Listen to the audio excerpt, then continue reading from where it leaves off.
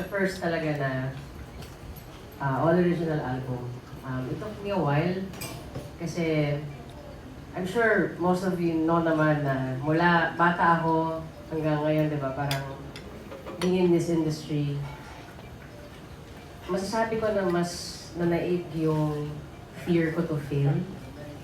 Because alam ko din na if I fail, like, okay, to put context, if I write my own songs, feeling ko naman I can write my own songs, but feeling ko nun, hindi ako na-encourage to do that and to go that route kasi may pressure sa akin na, oh, it has to be a hit.